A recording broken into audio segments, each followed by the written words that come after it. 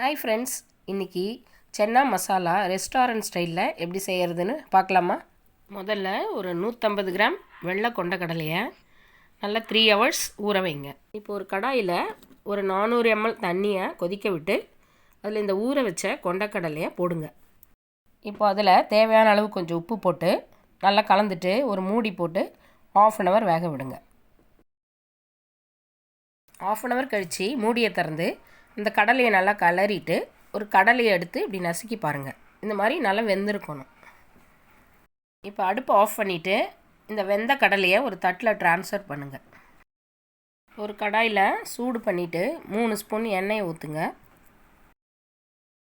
ஒரு பிரியாணி இலை, ஒரு 3 கிராம்பு, 2 ஏலக்காய் இதெல்லாம் போட்டு ரா ஸ்மெல் போகிற வரைக்கும் நல்லா வருங்க. ஒரு பொடியாக நறுக்கிய பெரிய வெங்காயத்தை அதில் போட்டு அது நல்லா டிரான்ஸ்பரண்ட் ஆகிற வரைக்கும் வதக்குங்க. இந்த வெங்காயம் வதக்கின அப்புறம் அதை அடுப்பை சிம்மில் வச்சுருங்க. இந்த நேரத்தில் ஒரு மிக்ஸி ஜாரில் 2 பெரிய தக்காளியை கட் பண்ணி போட்டு கொஞ்சம் தண்ணி சேர்த்து நல்ல பேஸ்ட்டாக நைஸாக அரைச்சிக்கோங்க. இப்போ பாருங்கள் இது எவ்வளோ நைஸாக அரைஞ்சிருக்குன்னு. இந்த அரைச்ச தக்காளி விழுத இந்த வதக்கின வெங்காயத்தில் கொட்டுங்க.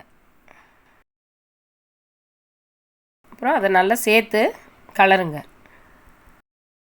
இப்போ இதோட 1 ஸ்பூன் மிளகாத்தூள், 3/4 ஸ்பூன் கரம் மசாலா தூள் போட்டு கொஞ்சம் தண்ணி சேர்த்து தேவையான அளவு உப்பு போட்டு அந்த வேக வச்ச கடலையும் அதில் போட்டு எல்லாத்தையும் ஒன்றா நல்லா கலந்து விடுங்க.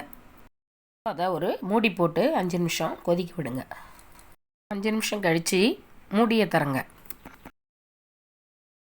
இப்போ 1 ஸ்பூன் சோள மாவை போட்டு கொஞ்சம் தண்ணி சேர்த்து அதை நல்லா கட்டி இல்லாமல் கலந்துக்கோங்க. இந்த கலந்ததை சென்னா மசாலா கொதிக்குதில்ல அதில் ஊற்றி எல்லாத்தையும் நல்லா கலருங்க. இது எதுக்கு கலக்குறோன்னா அப்போ தான் இது நல்லா இது மசாலா நல்லா கெட்டியாக கிடைக்கும் உங்களுக்கு. அவ்வளோதான். இப்போ அடுப்பை ஆஃப் பண்ணிவிடுங்க. இப்போது ஒரு மூடி லெமன் எடுத்து அதில் புழிஞ்சு விடுங்க. புழிஞ்சிட்டு நல்லா கலந்துருங்க. இது எதுக்குன்னா அப்போ தான் புளிப்பு டேஸ்ட்டோட இது கொஞ்சம் நல்லாயிருக்கும். இப்போ இதை எடுத்து ஒரு பவுலில் மாற்றிக்கோங்க. கொஞ்சம் கொத்தமல்லி இலையை பொடிசாக நறுக்கி இது மேலே தூவுங்க.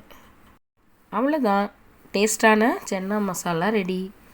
இதை பூரி சப்பாத்திக்கு சைட் டிஷ்ஷாக தொட்டுன்னு சாப்பிட்லாம். ரொம்ப நல்லாயிருக்கும். அவ்வளோதாங்க. லைக் அண்ட் சப்ஸ்கிரைப் பண்ணுங்கள்.